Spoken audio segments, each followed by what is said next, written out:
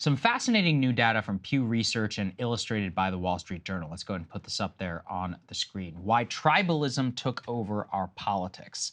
The focus of the piece really comes down to some Pew data about the share of those in each party who view the other party very unfavorably, and part of how everything has really changed from the 90s in terms of division, and how even if we felt divided at that time, it's really child's play to where we are right now. Let's put this up there on the screen, this image, which is very important. What you can see is that the share of those in each party who view the other very unfavorably are at all-time highs in both parties. So in 1994, the share of those who saw the other side as very unfavorably was 21% for Republicans, 17% for Democrats. There was a spike actually in the late 90s, largely during the impeachment scandal, where the Democrats were pretty high, but nowhere even close to where we are right now.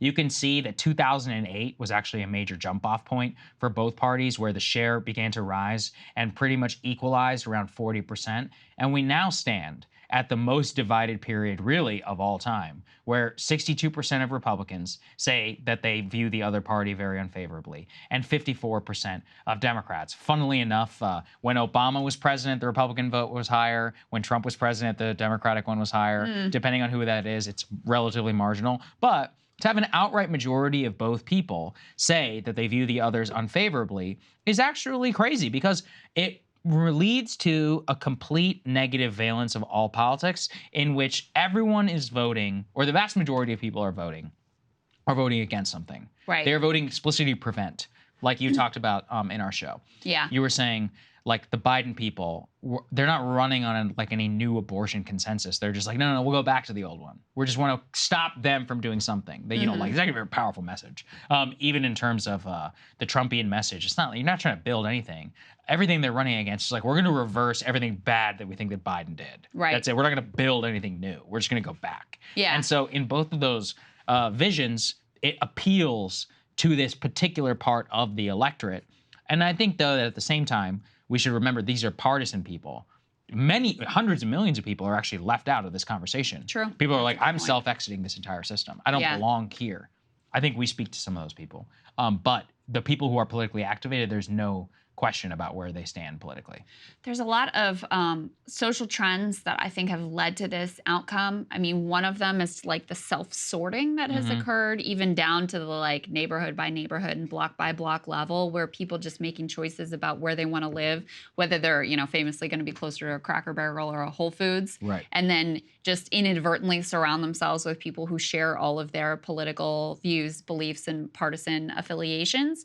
And so if you're coming into less contact with people who are of the other party, it becomes easier to demonize them. That's number one. Because these numbers we're talking about, we're not talking about like Democrats hate Republican elites. They're talking about like Democrats hate Republicans and Republicans hate Democrats, no matter whether they are elite, a regular person, whatever. And so it becomes much easier to demonize, you know, if you're not coming in direct contact with people who have a different political view than you. That's number one. Number two, you have a media ecosystem that is all about convincing Democrats that they should hate Republicans and convincing Republicans they should hate Democrats. And so if you're a partisan, you may well be susceptible to that.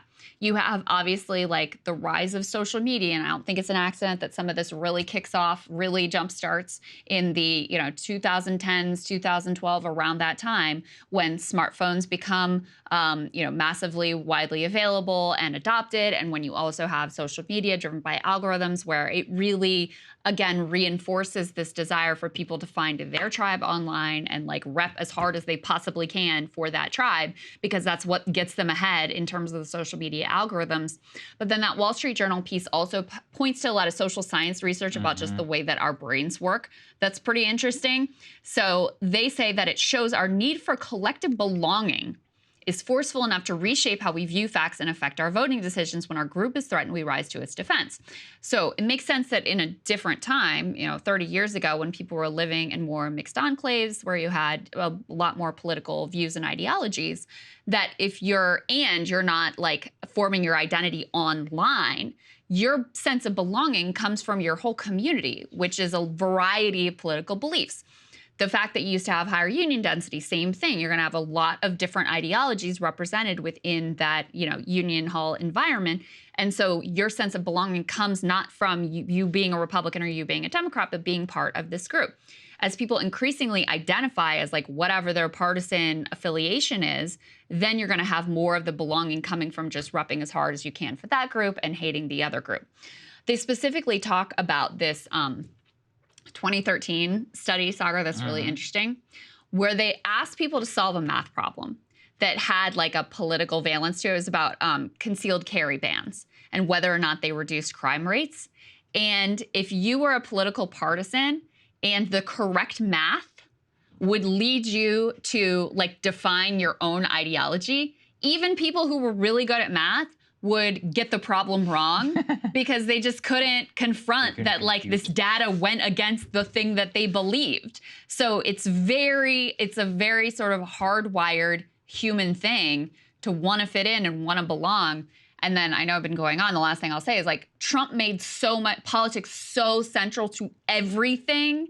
And it really kind of forced everybody to pick which team they're on, that I think that's a big part of this phenomenon, one of the worst things that I think Trump has done to our politics. Yeah, I don't see a lot that I disagree with there. I mean, especially whenever you're looking at the shares of identification and the way that people feel really about the entire political system, the lack of faith in institutions, the need to be tribal. Even, 100 years ago or so, even though people were tribal, and they were still very divided, they were just as divided as they were today, they still had transnational institutions, things like religion, church, or whatever, that spar both national identity in some ways, that went cross-boundary, that they were able to collectively kind of think about. We don't really have a lot of that, or even close to what those people had at that time, which is why I think that we're probably even more divided. Then you have the internet, which rewards division. So there's a lot going on today, and I think this graph actually illustrates a lot of, like, at a core level, what's wrong with the country right now. Yeah, and why our politics feel different than they felt in previous years. They are. I think. Yeah, I think that's a big part of it. So